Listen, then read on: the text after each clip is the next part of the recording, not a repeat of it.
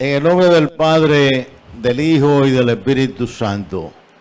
Hermanitas, hermanitos, qué bueno que estamos aquí reunidos en el nombre del Señor para presentarle a Papá Dios nuestra gracia anticipada y el ejercicio de esta catequesis que todos esperamos ansiosamente a fin de enriquecer esa relación, ese vínculo con el proyecto de la salvación.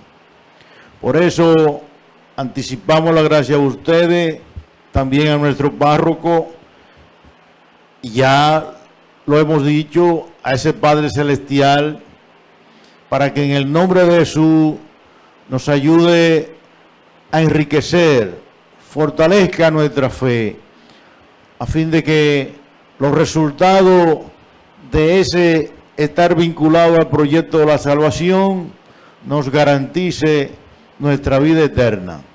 Hoy con ustedes quiero compartir una catequesis un poco diversificada, porque tengo una figura, una terminología bíblica que ustedes escuchan como la ley del levirato. Levirato, levir, cuñado. Una ley, prácticamente una obligación hacia ese pueblo. Una obligación que consistía en que el hermano de un difunto, llamémosle cuñado, levir, si moría ese difunto sin dejar hijo, estaba en la obligación de casarse con la viuda. Entonces, a ese hijo que iba a nacer, ese hijo tenía que llevar el nombre del difunto, para así preservar el nombre de ese difunto.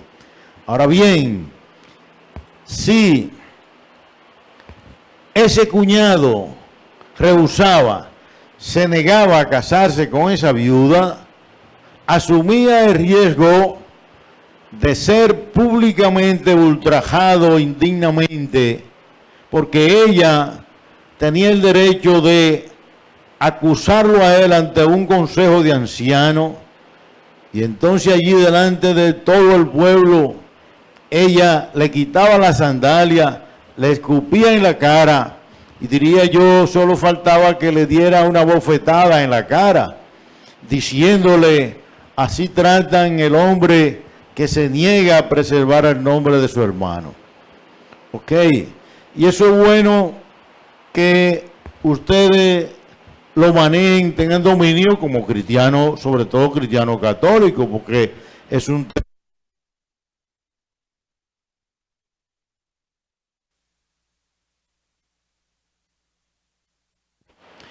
bueno es que saquemos alguna lección. Ellos tenían esa imposición y tenían su sabiduría, porque ¿qué pretendían ellos? Tener la fortuna de que ese Mesías anunciado se quedase dentro de su heredad, dentro de su linaje. Y eso es un interés o un celo que cualquiera lo pretende.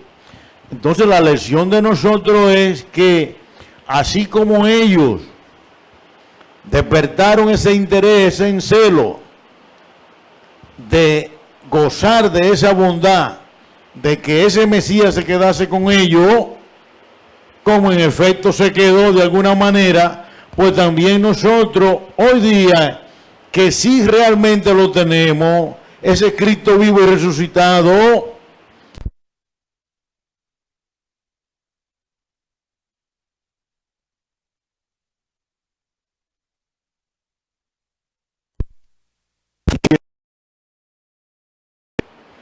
heredero de ese Cristo, nosotros que somos herederos, entonces la lección es también despertar ese mismo interés, ese mismo celo y esforzarnos en nuestra vida cotidiana, tratando de vivir, pisando la huella del Señor en base a tomar decisiones en armonía con su doctrina, tratando de pisar su huella, ¿verdad? Vivir la palabra de Dios. Y así nosotros verdaderamente nos sentimos que el Señor se queda y se quedó y vive con nosotros, por tanto, pertenece a nuestro linaje. Entonces, esa es la lección que tenemos que sacar de allí. Al fin de cuentas, fue una obligación que se practicó antes de Moisés, con Moisés y hasta en la misma vida del Señor. Los evangelios hablan de ello. Entonces, nosotros ahora vamos a reflexionar sobre nuestra catequesis estelar del día de hoy. Vamos nosotros a pasar revista algunos principios, algunos fundamentos que tienen que ver, que son parte, que tenemos nosotros que vivirlo. ¿Para qué? Para que esa oración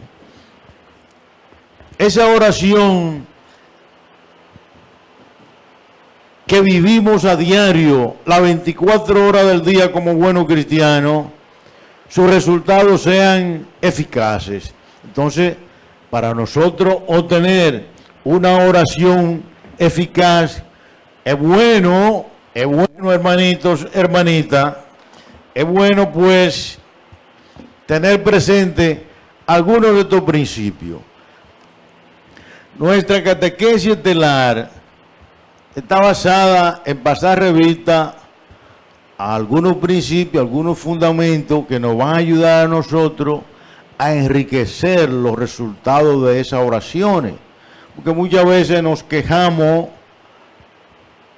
ante Papá Dios y hasta a veces queremos compararnos con otros hermanos, que mis oraciones no son respondidas, que el Señor no me escucha, no me oye.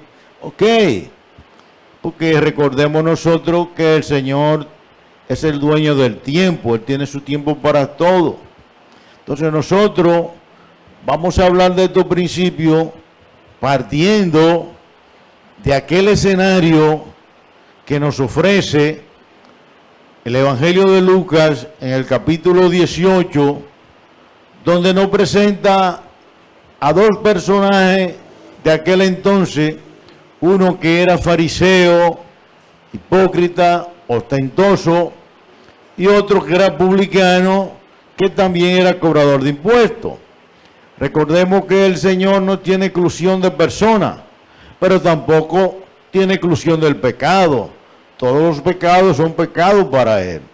En este caso, Lucas nos presenta a este fariseo, como todo hipócrita, ostentoso. Él está orando y se presenta allí tratando de justificar, de querer ser el mismo juez. Y entonces, en vez de humillarse, en vez de postrarse, de sincerizarse, pidiéndole a Dios que le perdone su pecado, él trata de aminorar la pena, la sanción que le vendrá encima, pero lo hace de un modo queriendo justificarse, echando de menos a ese otro publicano que estaba allí, inclusive acusándolo de ladrón, de esto y de lo otro, acabando con él, atropellándolo. Y fíjense ustedes, él pide perdón de ese pecado y sin embargo lo hace cometiendo el otro pecado de acusar, de incriminar, de atropellar, de despreciar al otro hermano. Y así no se derrite la misericordia de Dios. Y así habrá muchos de nosotros que nos cansamos de orar y no son respondidas las oraciones. ¿Por qué? Porque a veces pedimos cosas que no sabemos lo que estamos pidiendo. ¿Por qué? Porque tenemos que conocer la palabra de Dios, tenemos que escudriñar la palabra de Dios, tenemos que conocer más a Dios para que cuando entremos en ese diálogo, en esa oración, invocando, en esa socializar con ese amigo que es fiel y veraz, nosotros seamos un amigo que agrada, que gusta de esa conversación, como una conversación como cuando usted la tiene con un buen amigo, con una buena amiga, que usted no quiere que esa conversación termine.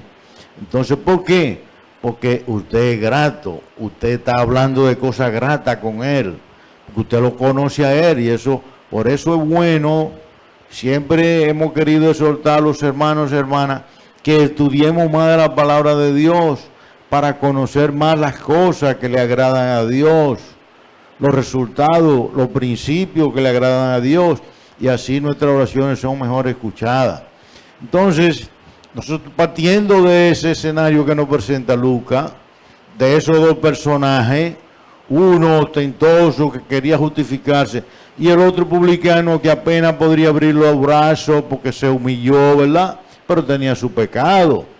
Sin embargo, ante los ojos de Dios, ante el amor de Dios, ante la misericordia de Dios, él utilizó un método, un arma para mejor derretir el amor de Dios, para mejor derretir la misericordia de Dios. Pero muchas veces sucede como está en el libro de Judí, donde por allá Judí le echa en cara a muchas autoridades la manera en cómo ellos querían cuestionar y pedirle a Dios favores, queriendo probar la gloria de Dios, el poderío de Dios, combinándolo, haciéndole presión, presentándole algo como si fuera un convenio, una negociación, o si tú me das esto, yo te doy aquello. No, así no se ora.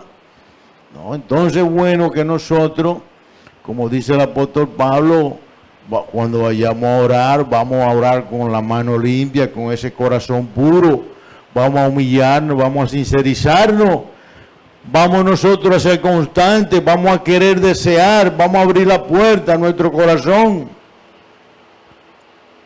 vamos a postrarnos ante el Señor, vamos a sincerizarnos, avergonzados, humillados, arrepentidos, presentarnos ante Él como un pordiosero pecador. No es que vamos nosotros a rebuscar palabras, terminología, ni a hablar mucho. Bueno, si usted tiene la elocuencia de la palabra, usted lo puede usar. ¿Cómo no? Pero necesariamente no va a depender de la palabrería. Está bien que nuestras oraciones, nuestra conversación con el Señor se convierta en una pedidera. Y con razón, porque ¿a quién más le podemos pedir que no sea Él? Cualquiera nos puede ayudar en algo, pero Él nos ayuda en todo para Él. Con razón, nuestras oraciones se convierten en esa pedidera. Bueno, lo importante es que nosotros fortalezcamos ese diálogo, ese invocar, ese pedir, ese presentarle al Señor nuestras necesidades, porque muchas veces también tenemos que darle la gracia. Hay que orar en todo tiempo. En todo tiempo, recordemos que hasta en el vientre de un gran pez, el profeta Jonás invocó a Dios. ¿Qué significa eso? Que no hay lugar, no hay situación, no hay condición, no hay escenario donde la oración no sea posible. En donde quiera que nos encontremos, en la cocina, en el baño, en el patio, en la cancha, en la calle, en el negocio, en la empresa, donde quiera, en el paseo, podemos orar. Y orar en todo tiempo. El apóstol Pablo nos sugiere eso. Hay que orar siempre. Lo único que derrite la misericordia de Dios es la oración. Esa oración que es la que nos mantiene a nosotros ese vínculo con ese proyecto de la salvación. Es la oración, la energía potente, el combustible, el fuego que nunca debe apagarse mientras estemos con vida. Mientras respiremos nosotros, tenemos que estar orando al Señor. Siempre tratar de estar en la mano de Dios. La mano de Dios que lo puede todo. Y el Señor siempre va a tener sed de que nosotros tengamos sed de Él.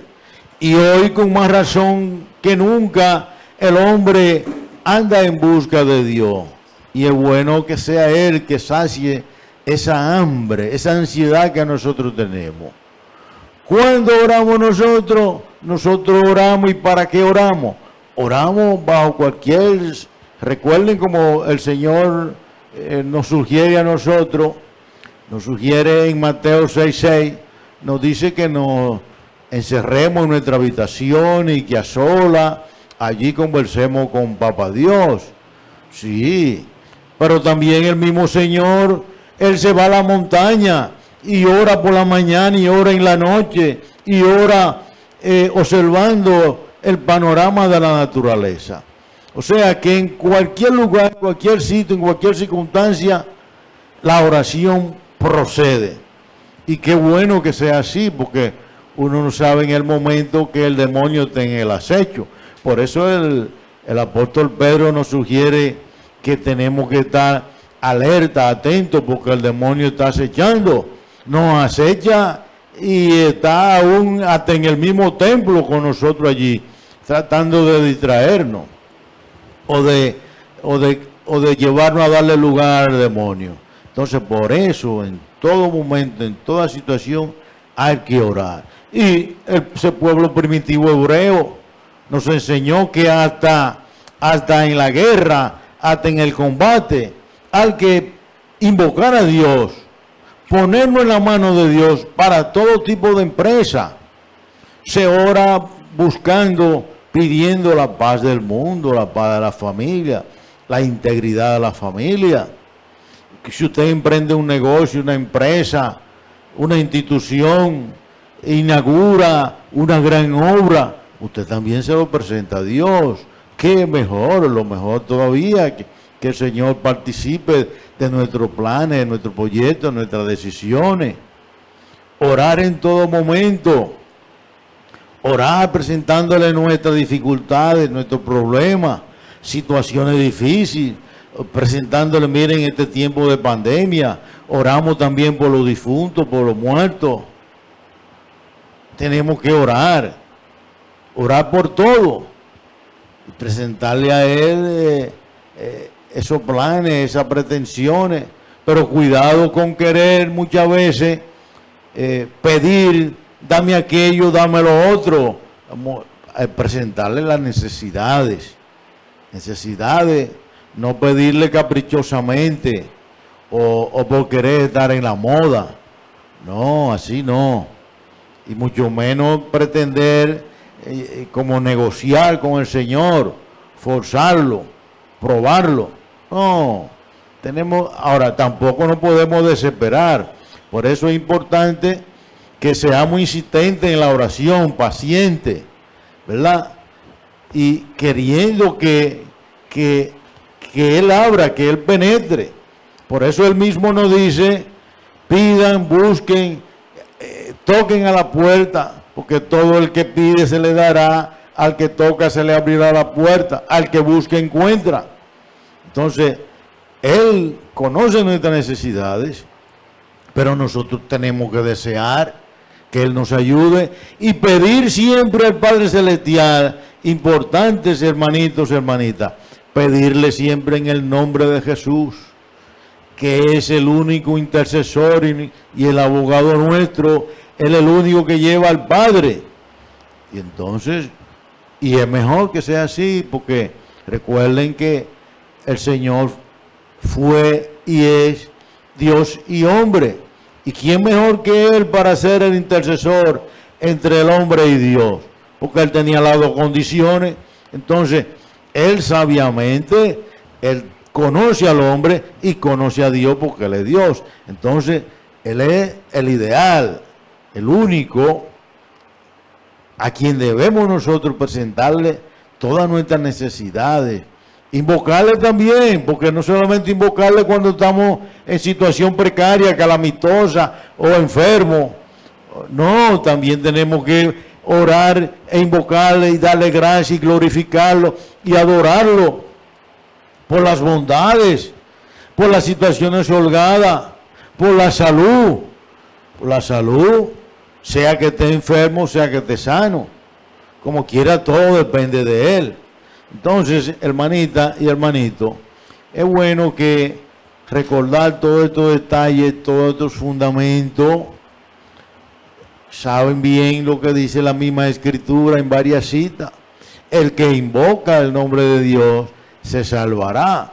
Entonces, no seamos tontos, hagamos de nosotros toda esa promesa bíblica que están allí. Pero sobre todo, honremos, pidámosle a Dios, así como le pedimos que mitigue nuestras necesidades, nuestras precariedades, nuestra impotencia, nuestras limitaciones, así como le pedimos a Él que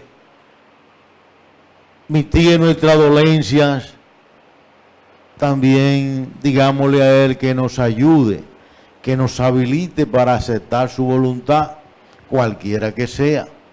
Así que, hermanitos, hermanitas, dejemos esta catequesis de este tamaño y quedémonos en medio del Señor, haciendo ese esfuerzo de pisar sus huellas para que los resultados de nuestra invocación, de nuestra oración, sean lo más fructíferos posible. Y recordemos tener paciencia, esperar en el tiempo del Señor. Bendiciones y mucha paz.